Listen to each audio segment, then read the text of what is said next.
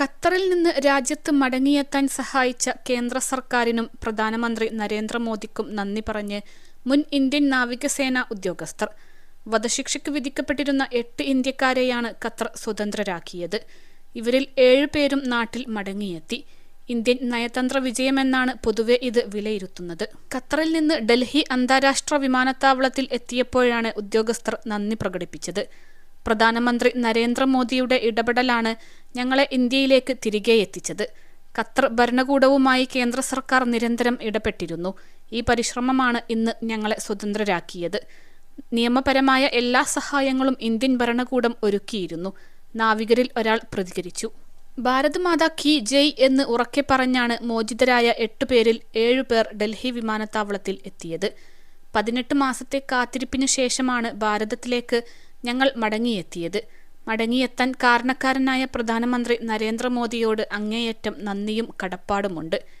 അദ്ദേഹത്തിന്റെ നേരിട്ടുള്ള ഇടപെടലും ഖത്തറുമായുള്ള നയതന്ത്ര ഇടപെടലുമാണ് ഞങ്ങളുടെ മോചനം സാധ്യമാക്കിയത്.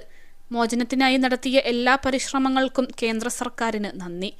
നിങ്ങളുടെ പരിശ്രമമില്ലെങ്കിൽ ഇങ്ങനെയൊരു ദിവസം ഉണ്ടാകുമായിരുന്നില്ലെന്നും മടങ്ങിയെത്തിയ നാവികരിൽ ഒരാൾ പറഞ്ഞു. +2 ഡിഗ്രി കഴിഞ്ഞവർക്ക് വേൾഡ്സ് ഫസ്റ്റ് AR/VR ക്ലാസ് റൂമിലൂടെ സ്മാർട്ട് ഫോൺ എഞ്ചിനീയർ ആവാം. കൂടുതൽ അറിയാൻ വിളിക്കൂ ബ്രിഡ്കോ ആൻഡ് ബ്രിഡ്കോ. ഖത്തർ അമീറിന്റെ ഇടപെടൽ മൂലം നാവികരെ വിട്ടയച്ച വിവരം കേന്ദ്ര സർക്കാർ ഇന്ന് രാവിലെയാണ് പുറത്തുവിട്ടത്. 8 ഇന്ത്യക്കാരെ മോചിപ്പിച്ച നടപടിയെ സ്വാഗതം ചെയ്യുന്നു. 7 പേർ മടങ്ങിയെത്തി. ഖത്തർ അമീറിന്റെ നടപടിയെ ശ്ലാഘിക്കുന്നു. ഇന്ത്യൻ വിദേശകാര്യ മന്ത്രാലയത്തിന്റെ കുറിപ്പിൽ വ്യക്തമാക്കിയ കാര്യം ഇങ്ങനെയാണ്. ഇന്ത്യൻ നാവികസേനയിലെ ഉദ്യോഗസ്ഥരായിരുന്ന പൂർണേന്ദു തിവാരി, സുഗുണാകർ പഗല, അമിത് നാഗ്പാൽ, സഞ്ജീവ് ഗുപ്ത, നവതേജ് സിംഗ് ഗിൽ, ബീരേന്ദ്രകുമാർ വർമ്മ, സൗരഭ് വിശിഷ്ട്, മലയാളിയായ രാകേഷ് ഗോപകുമാർ എന്നിവരാണ് ഖത്തറിലെ ജയിലിൽ കഴിഞ്ഞിരുന്നത്. ഖത്തർ അമീർ 8 പേരെയും വിട്ടയക്കാനുള്ള ഉത്തരവ് നൽകുകയായിരുന്നു. നേരത്തെ ഇവരുടെ വധശിക്ഷ റദ്ദാക്കി തടവ് ശിക്ഷ കോടതി നൽകിയിരുന്നു. 2022 ഓഗസ്റ്റിൽ 8 പേരും അറസ്റ്റിലായതു മുതൽ ഇന്ത്യ നടത്തിവരുന്ന നയതന്ത്ര ഇടപെടലുകളുടെ വിജയം കൂടിയാണ് ഇപ്പോഴത്തെ വിധി.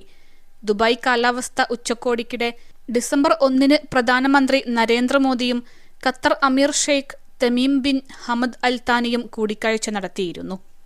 21 ലക്ഷത്തോളം സന്തുഷ്ടരായ ഉപഭോക്താക്കളും 2 ലക്ഷത്തോളം തിമിര ശസ്ത്രക്രിയകളും പൂർത്തിയാക്കിയ മലബാറിലെ ഏക കണ്ണാശുപത്രി അൽ സലാമ ഹൈ ഹോസ്പിറ്റൽ റോഡ് പെരിന്തൽമണ്ണ.